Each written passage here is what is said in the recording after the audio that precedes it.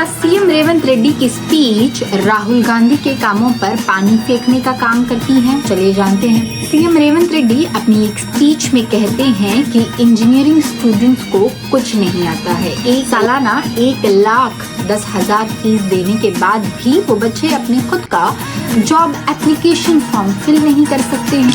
సంవత్సరానికి 1,10,000 మంది engineering graduate certificate తీసుకొని వస్తారు. మీరు ఆ పిల్లలకి అప్లికేషన్ ఇచ్చి వాని ఉద్యోగం కోసం అప్లికేషన్ ఫిల్అప్ చేయమని నేను కాదు, మీరు టీచర్లకు మీకే చెప్తున్నారు. మీరు వాళ్ళని పిలిచి ఇంజనీరింగ్ సర్టిఫికేట్ తీసుకొని వచ్చి మీరు చదువు చెప్తున్న ఊరిలో ఉన్న పిల్లలు పిలిపించి ప్లెయిన్ పేపర్ ఇచ్చి ఒక జాబ్ కోసం అప్లికేషన్ ఫిల్అప్ చేయమని. ఇది క్రిమినల్ వేస్ట్. వాడు ఇంజనీరింగ్ చదువుకున్న చిన్న జాబ్ కోడు, స్కిల్స్ నేర్చుకోడు. తల్లిదండ్రులు మా పిల్లోడు ఇంజనీరింగ్ అయింది ఉద్యోగం అంటారు. నా దగ్గరకు వస్తుంటారు కాన్స్టిట్యున్సీ నుంచో బంధువులు, మా వాడు ఇంజనీరింగ్ చదివి పెద్ద పెద్ద చదువు చదివింది సార్ అంటారు. పేరెంట్స్కి తెలియదు. ठीक है, चलिए वो बच्चों को अपना जॉब एप्लीकेशन फिल करना नहीं आता होगा। क्या आप आपका एफिडेविट भर सकते हैं? जो इलेक्शन में आप कॉन्टेस्ट करते हैं, क्या उसका एफिडेविट आप भर सकते हैं? कभी जिंदगी में आप कोई कॉम्पिटिटिव एग्जाम लिखे और आप बच्चों को इस तरह डिग्रेड करके बात कर रहे हैं। सर ठीक है, आप डिग्रेड करके बात कर रहे हैं, समझ में आता है, मगर क्या आपके पास परेशानी सुनाने के अलावा कोई सोल्यूशन है? क्या आपके पास कोई ऐसा सोल्यूशन है जो इस प्रॉब्लम को पूरी तरह से सॉल्व कर सके? क्योंकि आपको यहाँ पे परेशानी सुनाने के लिए तो सीएम अपॉइंट करे नहीं होंगे। ये परेशानी तो हमारे गली के चिच्चा भी सुना लेते होंगे। ठीक है, बच्चे इतना पढ़ने के बाद भी उनको काम नहीं आ रहा, उनकी पढ़ाई ऐसी है, तो अब आपका काम क्या बनता है यहाँ पे? क्या उनको सिर्फ डिग्रेड करना आपका काम बनता? क्या सिर्फ परेशानियों को बताकर छुप जाना आपका काम बनता?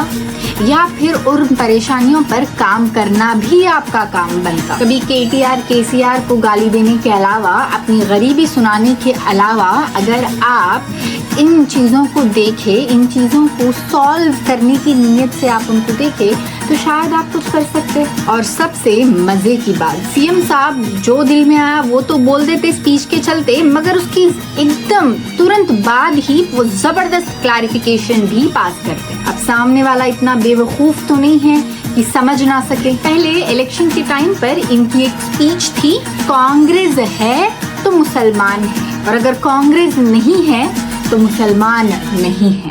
तो मैं बता देना चाहूँ आपको कि कांग्रेस को बने 70 साल हुए, आपकी पार्टी बन के 70 साल हुए, मगर मुसलमान यहाँ 1400 साल से हुए। ठीक है, मुसलमान बन के 1400 साल हो रहा, आपकी पार्टी को तो खाली सिर्फ 70 साल हो रहा। तो ये कैलकुलेशन देख के आप बात करें, ठीक है।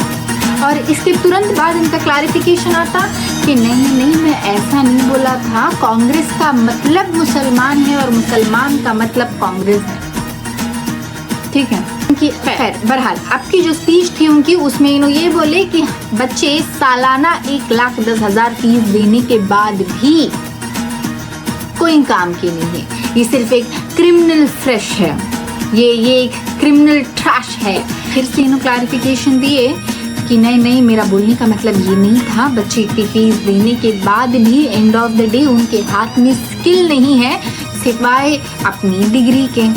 तो अब चलिए उनके पास स्किल नहीं है तो आप स्किल दीजिए, सीखो कुछ सीएम साहब से, सीखो कुछ केसीआर साहब से। उन्होंने तो बच्चों के लिए टी हब बनाए थे जहाँ पे बच्चे स्किल सीखते थे, जहाँ पे बच्चे जॉब लेते थे। आप भी कुछ ऐसा बनाइए, सिवाय उनके नाम के गाने गाने के आप उनसे कुछ सीखिए, कुछ करिए। उनकी पॉलिसीज़ को कॉपी पेस्ट तो करते ही था, अभी भी करो। और सबसे ज़रूरी बात, सीएम साहब जो जेनजी को ऐसा बोल दे रहे कि एक जॉब एप्लीकेशन फिल करने नहीं आता, वो जेनजी का टैलेंट आप जंतर मंतर के प्रोटेस्ट पे देखे। ठीक है, आप दिल्ली के जेनजी से तेलंगाना का जेनजी तो कम नहीं है ना। अगर आप इस पे तुरंत माफ़ी ना मांगे तो कहीं तेलंगाना का जेनजी आपका रेजिग्नेशन ना मांग ले। और वैसे भी इस कारनामे के चलते मिस्टर केटीआर ने राहुल गांधी को एक लेटर लिखा इनकी अनोखी स्पीच के चलते, और केटीआर साहब ने अपना गुस्सा भी कुछ इस तरीके से साझा किया। खैर, हमने यहाँ पे बात की कांग्रेस की तरफ से हुई एक गलती, जिस पर केटीआर साहब ने अपना गुस्सा साझा किया। और अब इसमें बीजेपी तो छूटेगी नहीं। बीजेपी तो पहले आती क्रिटिसिज्म पे, खुद का क्रिटिसिज्म नहीं लेती मगर सामने वाले का क्रिटिसिज्म पहले दिखाती। ठीक है, तो बीजेपी के बंटी संजय का कहना है कि अगर बीजेपी तेलंगाना में आती है, बीजेपी अगर तेलंगाना में अपनी राजनीति करती है तो हम स्कूल को अच्छा नहीं करेंगे, स्कूल की एजुकेशन में तब्दील नहीं करेंगे, हम मेजर चेंजेस नहीं लाएंगे एजुकेशन सिस्टम में, मगर हम बोट्टू को मैंडेटरी कर देंगे, हम चूड़ियों को मैंडेटरी कर देंगे।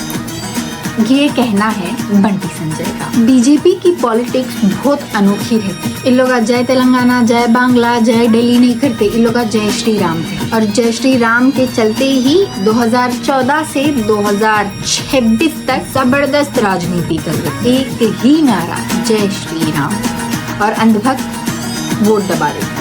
आगे बढ़ते हैं सीएम साहब की अनजानी या नादानी सोच की तरफ। अब देखिए, सीएम साहब आने से पहले तो बोल रहे थे कि हम ये स्कीम ला देते, हम वो स्कीम ला देते, हम ये कर देते, हम वो कर देते, मगर ऑन रियलिटी इन्हों कितना काम करे, ऑन रियलिटी ऑन ग्राउंड कितना काम हुआ और उससे कितना फायदा तेलंगाना की आवाम को मिला।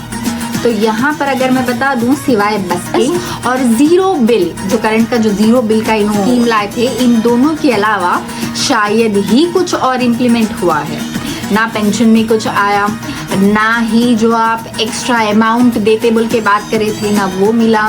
उसके अलावा बात रही रैतू बंधु, वो तो आप छोड़ ही दो। और दूसरी बात, इन्हों क्या बोल रहे हैं, हम मूसी बनाएंगे, हम ये बनाएंगे, हम वो बनाएंगे। जो है वो कोई को बना रहे आप, जो नहीं है वो बनाओ आप, है ना। लोगों के घर ख़त्म करके हम ये स्टैचू बनाते बोलना इज़ नॉट नेसेसरी। आप इतना सब डिमोलिश करके हम ये बनाते बोलना इज़ नॉट नेसेसरी। आप जो नहीं है आप वो बनाओ। डेवलपमेंट के नाम पे आप ये तोड़ना वो फोड़ना, खैर ये सही बात नहीं है। वो आपको भी मालूम, वो हमको भी मालूम, और तेलंगाना की आवाम को भी मालूम। और रही बात इनोवेशन का स्कीम लाए कि 3 महीने में हम एक बार रेशन देंगे। अरे भाई, जो महीने महीने को दे रहे वो महीने महीने को दे दो। कई बुजुर्ग लोग वो लाइन में बैठ के परेशान हो जा रहे। इसके अलावा आप कोई नई पॉलिसीज लाइए। इनकी पॉलिसीज में कुछ भी नहीं रहता। इनकी पॉलिसी कहीं और से देखी भी रहती, कॉपी रहती, यहाँ पे पेस्ट रहती, यहाँ से कॉपी रहती, यहाँ पे पेस्ट रहती। और दूसरी बात, हाँ थोड़ा बहुत कलर चेंज रहता होगा, थोड़ा बहुत इन्हों करते होंगे उसको मॉडिफाई, मगर मोस्टली कहाँ से तो भी कॉपी करके कहीं तो भी चिपका देते हैं। तो ये इनकी पॉलिसीज है। खैर, हम आने वाली वीडियो में इसका ज़रूर जिक्र करेंगे कि सीएम साहब किस तरीके से अपने वादे करते हैं और किस तरीके से अपने वादों से मुकर जाते हैं। और दूसरी तरफ, जब ये सीएम नहीं थे और जब सीएम केसीआर साहब थे, तो उनसे किस तरीके से स्कीम मांगा करते थे, स्कीम के लिए लड़ा करते थे, उन्हें एलिगेट किया करते थे, हम ये भी जानते हैं। और हाँ, आज के टाइम पे जब उनकी खुद की राजनीति है, तो उन्होंने अपने बोले हुए चीज़ों पे कितना चल रहे और वो चीज़ें कितने हद तक हुए, with proper numbers, with proper proofs हम डिस्कस करेंगे। तो चलिए फिर मिलते हैं कल की वीडियो में शाम 6 बजे द डेमोक्रेट्स ऑफ इंडिया पर। जय हिंद, जय भारत, जय तेलंगाना।